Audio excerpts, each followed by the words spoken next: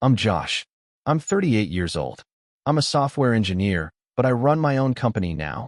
Nothing flashy, but it pays well and gives me time to actually live my life. You'd think that'd be something to be proud of, especially for a guy who came from a family that used to joke about how I'd peak at Pizza Hut. But in my family, success just means you owe everyone else a piece of it. I hadn't spoken about this stuff publicly before. Honestly, I wasn't sure anyone would believe me. But something happened last weekend that finally pushed me over the edge, and the fallout is still unfolding. So yeah, buckle up, because I've got some things to get off my chest. Growing up, I was the middle child, older sister, younger brother. Classic setup. But instead of being the peacekeeper or the forgotten one, I somehow ended up being both. My sister, Monica, was the golden child from day one. Straight A's, piano recitals, prom queen, the works. My little brother Ethan was the wild card, always getting into trouble, always being bailed out, but somehow never blamed. And me? I got good grades, stayed out of trouble, and kept my head down. That was my role, the invisible fixer. It wasn't always awful, not when I was little. I have a few good memories: backyard barbecues, camping trips, watching cartoons on Saturday mornings with cereal so sweet it made your teeth hurt. But those got fewer and farther between the older we got. As soon as we hit high school, the favoritism became clearer than ever. Monica got a new car on her 17th birthday. Ethan got a used Mustang that Dad fixed up for him. I took the bus. I still remember asking once, just once, if I could borrow the car to get to a job interview, and my dad said, "You're not entitled to things just because you want them, Josh." Cool. I got a full ride to college. That didn't seem to impress anyone. Monica went to an Ivy, and the family practically threw a parade. Ethan dropped out of community college after one semester, and they acted like he was just figuring things out. I didn't go no contact or anything. I still came to holidays. I still called on birthdays. But every time I came home, I felt like I was stepping back into a role I didn't audition for. The responsible one, the ATM, the guy who doesn't complain. They never really asked what I was working on. They just asked if I was still doing that computer thing. When I started my company in 2017, no one in my family even acknowledged it. Not really. I remember Monica rolling her eyes when I tried to explain what I did. "So, like apps or something?" she asked, like I just told her I worked at the Genius Bar. Ethan joked that I was probably building spyware. My dad just shrugged and asked if I was still single. But when that company started doing well, and I mean really well, suddenly, the interest shifted. It started small. My mom would call and mention how she and Dad were struggling with the new roof payments. I offered to help. She said no, of course, then called back the next day saying, "Well, if you insist." Then it was a plumbing issue. Then some medical bills. It was always just until we catch up. By 2020, I was quietly covering half their mortgage. They didn't ask, not directly, but I could read between the lines. I set up an auto payment. I never told them. I didn't want the credit. I just wanted to help. That's who I've always been. I figured maybe one day they'd acknowledge it. Maybe even thank me. But that day never came. Instead, they got bolder. Monica asked me to invest in her startup, which was really just a failed MLM she rebranded. I said no gently. She didn't speak to me for 6 months. Ethan borrowed $5,000 to pay off a credit card and ghosted me until the next Christmas. Still, I kept showing up. Maybe it was guilt. Maybe it was hope. Maybe I just didn't want to admit that my own family saw me as a walking wallet. Then came last Sunday. It was a warm, clear day, perfect for one of those casual, low-stakes family brunches where everyone pretends to be nicer than they actually are. We met at my parents' place. The yard looked fine, the flowers were blooming, and their house, the house I'd been paying to keep, stood there looking like something out of a mortgage commercial. I showed up with my son, Leo. He's 12. Smart, a little shy, big into robotics and coding. He's the kind of kid who'll take apart your toaster just to figure out how it works, and then put it back together without missing a screw. I love that about him. We were barely 5 minutes in when it happened. Ethan, sitting across from me with his usual smug grin, took a bite of his eggs and said, "You know, Josh, you should have Leo start mowing Mom and Dad's lawn. He's getting to that age. Builds character." I blinked. "He's 12. Exactly," Ethan said, like that was the punchline. "Manhood starts early." Monica snorted into her mimosa. "It wouldn't kill him to do something useful. Honestly, it'd be good for him." might make him a bit less soft. I was already clenching my jaw, trying not to let Leo see it. But then my mom, who'd been quiet until then, leaned over and added, "And let's not forget everything we've done for you, Josh. Some of that should trickle down." I actually laughed. I didn't mean to. It just slipped out. That tight, stunned kind of laugh where you're not sure if you heard someone correctly. "You want my son to do your yard work as payment for everything you've done for me?" They all looked so smug, like they'd just proposed the most reasonable thing in the world. My dad was nodding too, barely looking up from his coffee. No one even glanced at Leo. I looked at my son. He was staring down at his plate, pushing a piece of pancake around like he wanted to disappear. And in that moment, something in me just snapped. Not in a loud way. Not in a screaming, flipping the table kind of way. No, it was quieter than that. Like a switch flicked off. I didn't argue. I didn't make a scene. I just smiled. And that night, when Leo was asleep and I had a moment to myself, I logged into the payment dashboard where I'd been covering their mortgage every month. The auto pay was still running. Reliable. Quiet. Invisible. Like me. I hovered over the cancel button for a long time. Thought about all the holidays. The birthdays. The way they never really saw me unless they needed something. Then I clicked. And I didn't say a word. The first email hit around 11:47 p.m. A notice from the bank. Auto payment failed. Mortgage account now overdue. By midnight, there were 5 more. And by 12:32 a.m., my phone started buzzing. Missed call, Mom. Missed call, Dad. Missed call, Ethan. Text from Monica. Are you awake? I didn't answer. I just sat there, staring at the screen, watching their panic unfold. I wasn't angry anymore. I was calm, clear, and I knew, without a doubt, that this was only the beginning. I didn't sleep much that night. Not because I felt guilty, far from it, but because, for the first time in years, I felt awake. Like something inside me had been grinding for decades and finally snapped loose. I sat on the balcony with a blanket over my shoulders, sipping tea while my phone kept buzzing, pinging, vibrating against the table like a trapped bug. I didn't touch it. I didn't need to. I already knew the kind of messages that were waiting for me. By the time I came downstairs the next morning, Leo was getting ready for school, bouncing around in his usual quiet, energetic way. He had no idea what had happened the night before, and I wasn't about to dump all of this on a 12-year-old just because his family had no filter. We sat at the table and ate cereal. I asked him about his robotics project. He told me he'd figured out how to make the robot climb stairs. I high-fived him. Then we drove to school like it was any other Monday. But the minute I pulled back into the driveway, the calm shattered. My mom was parked outside my house. Not near my house. Not driving by. She was in the driveway. In my spot. In her beige SUV with her emergency lights on. Like she was staging some sort of suburban protest. She was already out of the car by the time I stepped out of mine. Arms crossed, sunglasses on, lips pressed together like she'd just swallowed something bitter. "Morning," I said. I wasn't playing dumb, just civil. "You canceled the mortgage payments," she said. No hello. No question mark. Just a sentence fired like a dart. I nodded. Yes. Her nostrils flared. "Why?" "You know why. You've always helped us, Josh." "Exactly," I said. "I've always helped." Quietly. Without asking for anything. Without anyone even acknowledging it. "And yesterday, you looked my son in the eye and said he owed you." "That was a joke," she snapped. "No," I said, walking past her toward my front door. "It was a habit." She followed me inside without being invited. That used to bother me more. Now it just felt pathetic. Like a dog running through an open gate without realizing the world isn't built for it. Inside, she took her usual spot at the kitchen island, like nothing had changed. Like she owned the place. "You're being dramatic," she said, adjusting her cardigan. "Everyone was just teasing. That's how families are." "No, Mom. That's how our family is." That caught her off guard. She blinked, the way she always did when you pushed back. Then she reached into her purse and pulled out a crumpled stack of printouts, payment notices, bank emails. One even had a highlighter mark on it. She slid them across the counter like she was submitting evidence in a trial. "We're going to lose the house." "You were going to lose the house," I corrected. I just stopped hiding it. She stared at me for a long time. "So this is about revenge." I exhaled.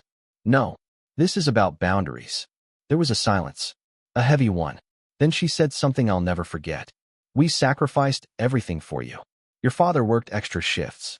I skipped vacations. We put up with your moods, your silence, your little computer dreams. And now that you've made it, you're just walking away? And for a second, just a second, that guilt started to rise in me again. That old, familiar fog. That whisper that said maybe you do owe them something. Maybe they were right. But then I remembered the look on Leo's face. And the switch inside me stayed off. You didn't sacrifice, I said quietly. You ignored.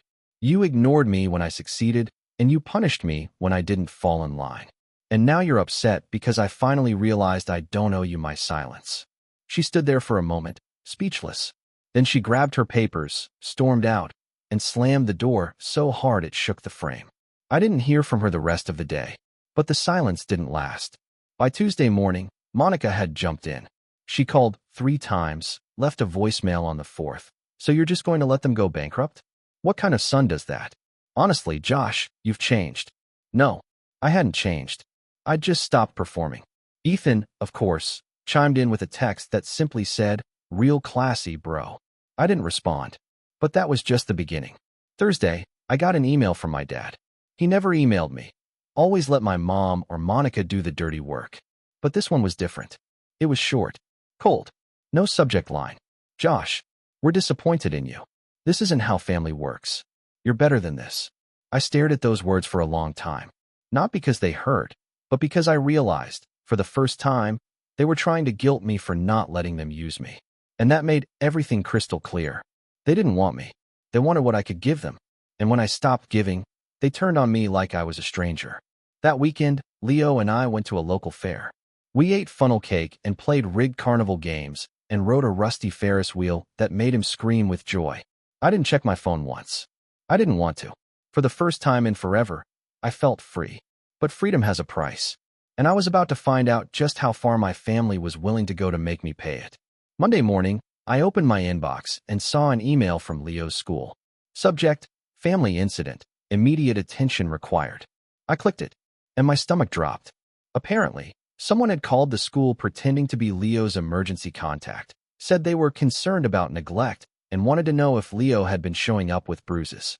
They used words like unstable home and sudden behavioral changes. They asked if the school had noticed anything unusual since the boy's father had started isolating him from his family. I couldn't breathe. They'd used his full name, his grade. They knew what time he was picked up. I sat there, frozen. The school had dismissed it, thank God. Said they had no concerns and that Leo was doing just fine. But they were legally required to inform me. I didn't have proof, but I knew. This had my mother's fingerprints all over it. That night, I called her. No small talk. You try to get child services involved? Her voice was calm. Too calm. I don't know what you're talking about. I felt my heart pounding in my chest. You crossed a line. There was a long pause.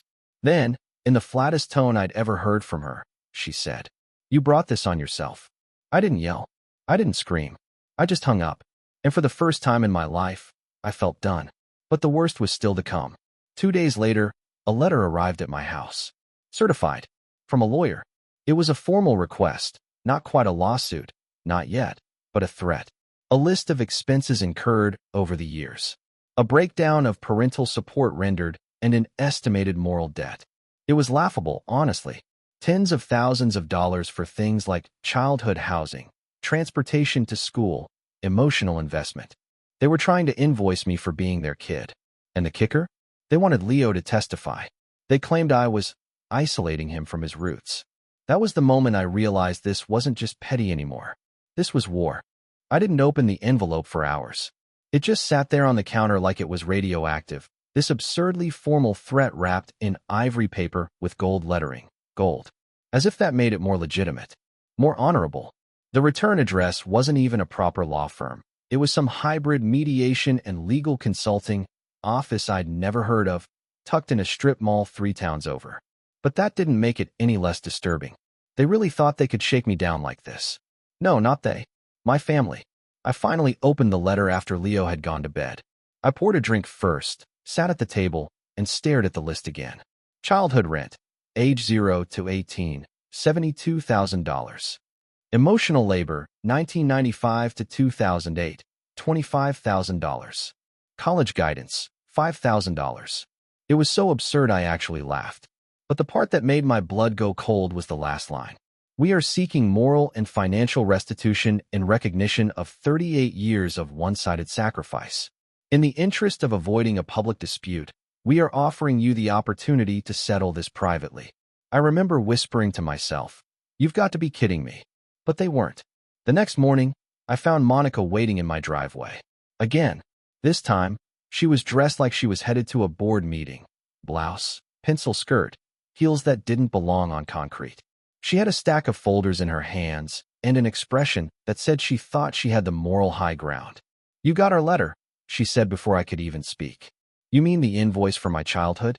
"It's not an invoice," she replied, already pushing past me. "It's a mediation offer."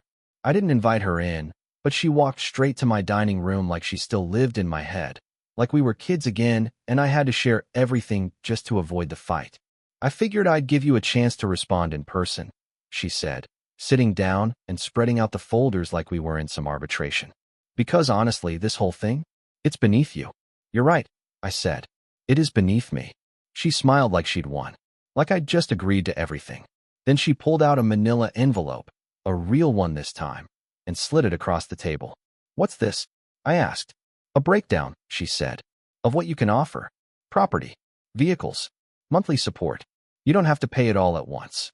But the longer you delay, the harder it'll be on mom and dad. And frankly, on your son." I stared at her. "You think threatening Leo is going to help you? Don't be dramatic. No one's threatening him. But he's part of the picture now. The longer you isolate him, the more likely it is someone reports it again. We can't control what the school hears." There it was. The veiled threat. The same kind of passive-aggressive poison that had kept me compliant for years. But this time, I didn't flinch. I didn't even raise my voice. Instead, I picked up the envelope, tore it in half, and dropped it in the trash can.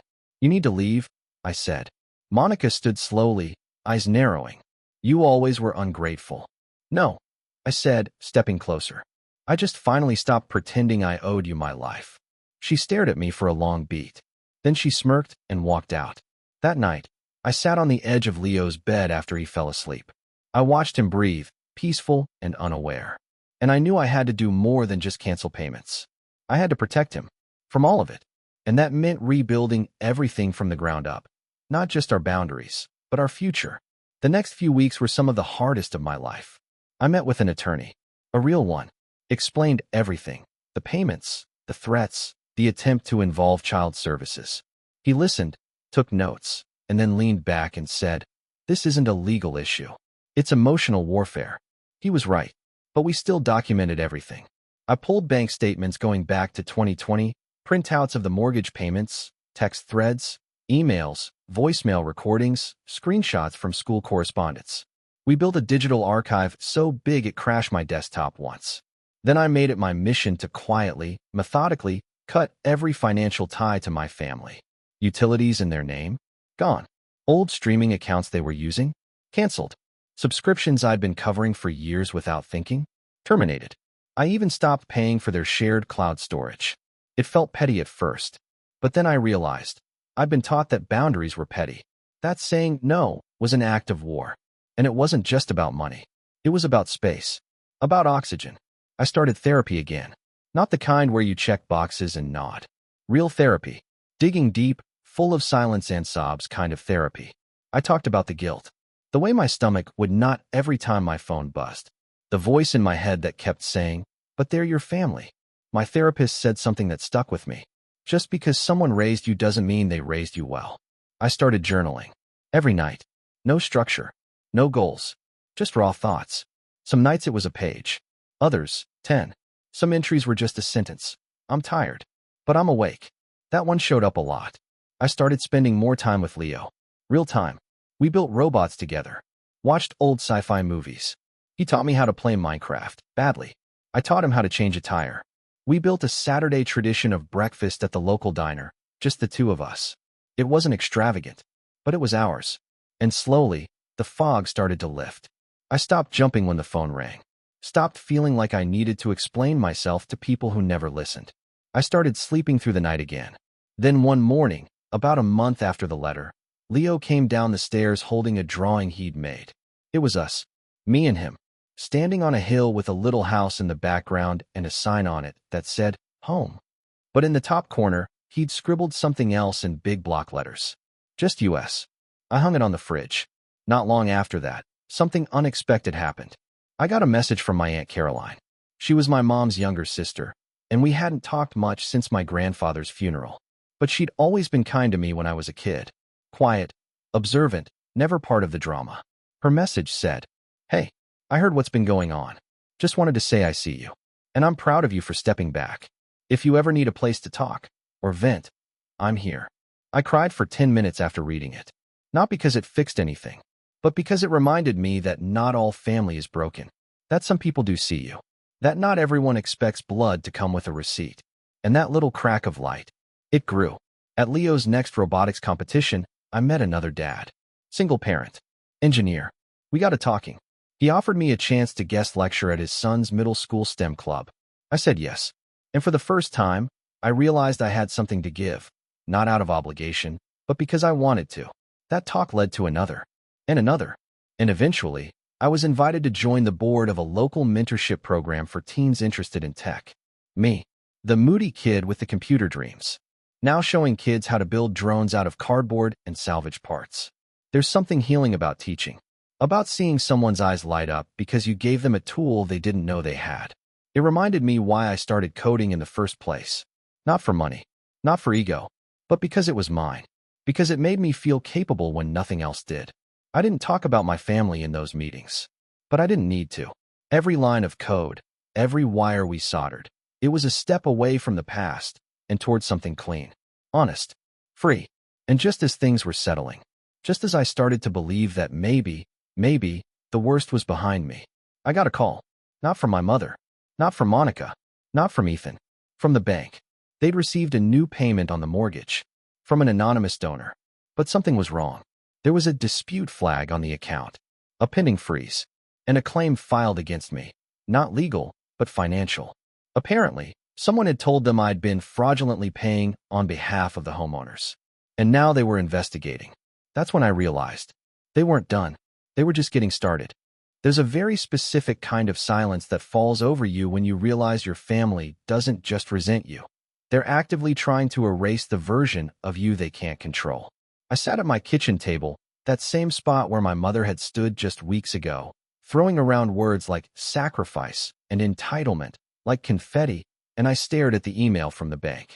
The subject line was polite, almost comically so. Request for documentation regarding third-party payments. The body wasn't much better.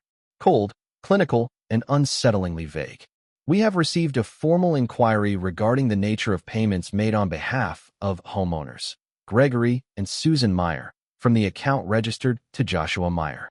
Please provide documentation of consent and authorization, or indicate whether you wish to contest this inquiry. Pending resolution, we are required to place a temporary freeze on automatic payments and may be obligated to refer the matter to a third-party mediator. It was absurd. I wasn't even paying it anymore. I had stopped weeks ago. But someone was trying to retroactively frame me for financial overreach. Imply I'd been paying without their consent.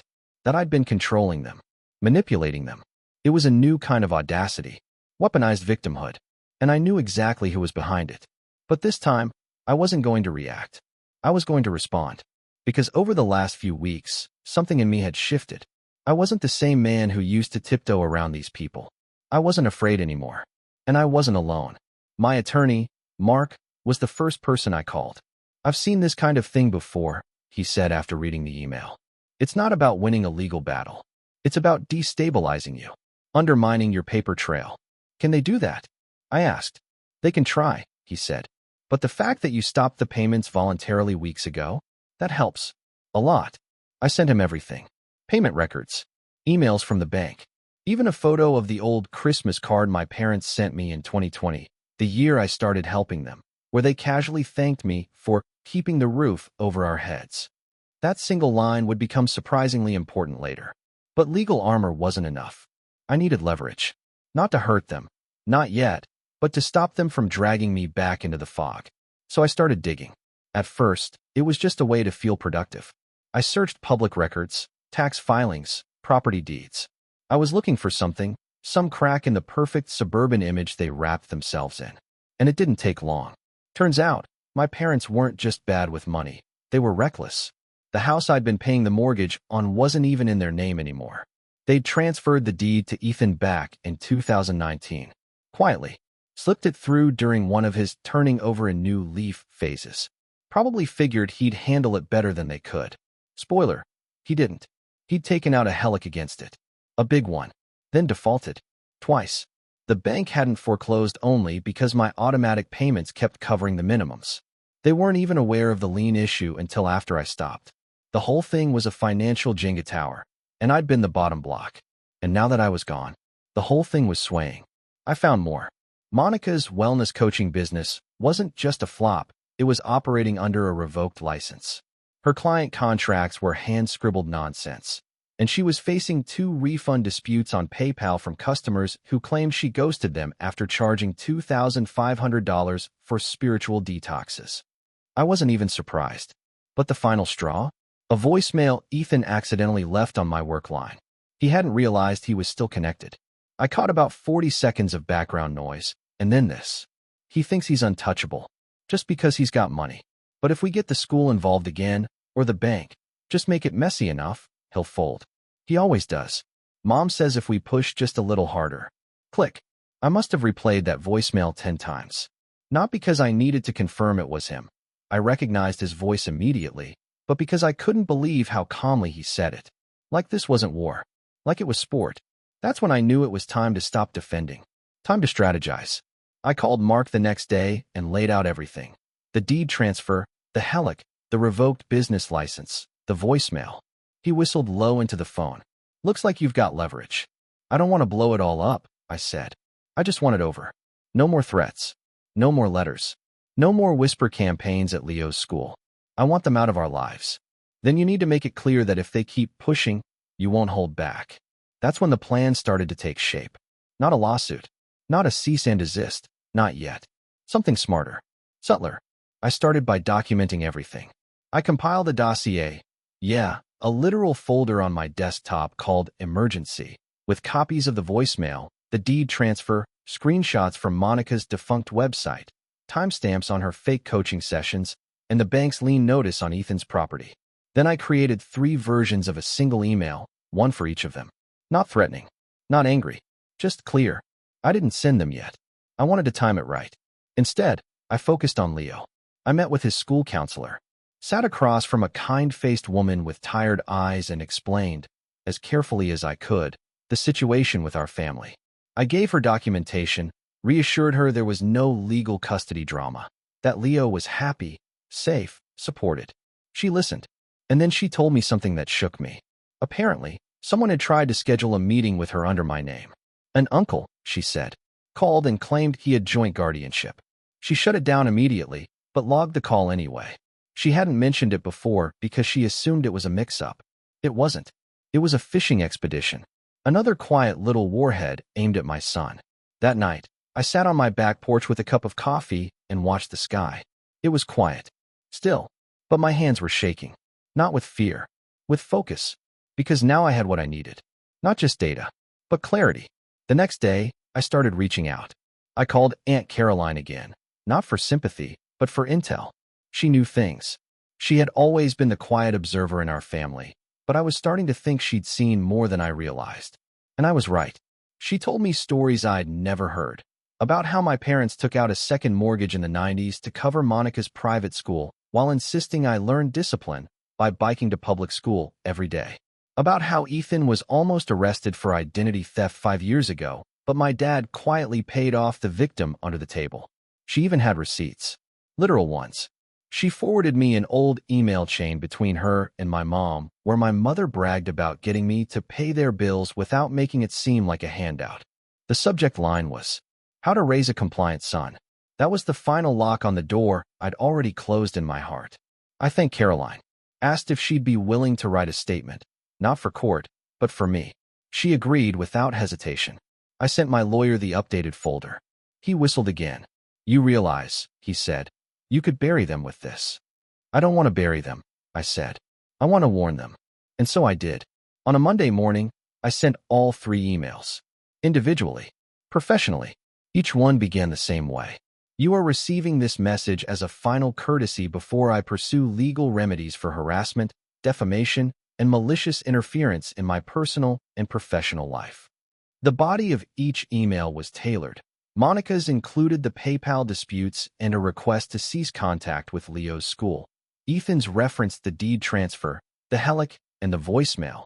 My parents' email simply included every record of financial support I provided since 2020, with a spreadsheet summary and tax legal classification of gifts rendered under moral duress. Each email ended with the same closing line. If I receive one more letter, one more veiled threat, or hear one more whisper of interference in my life or my son's, I will release this information, privately or publicly, as needed. This is your only warning. I gave them 7 days to respond. They responded in 3. Monica emailed back first. Short, panicked, full of backpedaling. I had no idea Ethan said that. I was just trying to help. I think things got out of hand. Ethan sent a text. No punctuation, all caps. Classic. You don't scare me, LOL, but I get it, your little sob story worked. Fine. We're done. My parents didn't reply. But 2 days later, I got a handwritten letter in my mailbox. Not from my mom. From my dad. It was 2 pages long. No apology. No admission.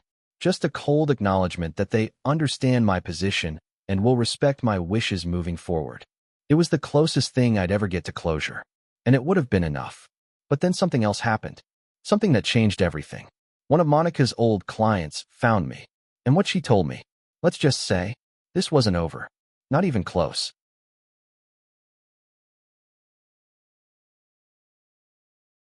She found me through LinkedIn, of all places. The message popped into my inbox late one night. A short, cautious note from a woman named Heather Evans. I almost ignored it, figured it was a spam pitch for business coaching or crypto trading. But something about the name stuck with me. So I opened it. Hi Josh. I hope it's okay I reached out. I know this might sound strange, but I was a client of Monica Myers last year. I saw your name mentioned in her intake materials. She referred to you as a financial guardian, which I thought meant business partner or silent investor. I've recently had some bad experiences with her and was hoping to ask you a few questions. Heather, financial guardian. That was a new one. I messaged her back and offered to hop on a Zoom call. 20 minutes later, I sat in my office, camera on, watching a woman in her mid-30s with a kind face and tired eyes recount her story.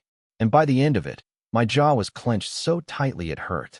Heather had signed up for Monica's Wellness Transformation Program, a 3-month coaching package that promised full emotional detox, financial realignment, and something called energetic debt cleansing. The price? $8,000. Paid in full. Monica had told her she came from a family of high-vibration entrepreneurs, said her brother was a millionaire who backed all her programs to ensure client success. That's where my name came in. Monica had shown her one of my old business profile pages and said, Josh ensures all my high-tier clients get the experience they deserve. He protects my brand's integrity. What that actually meant, Heather discovered, was that if anything went wrong, Monica blamed me, told clients I restricted her funds, or withdrew support, or cut off the back end.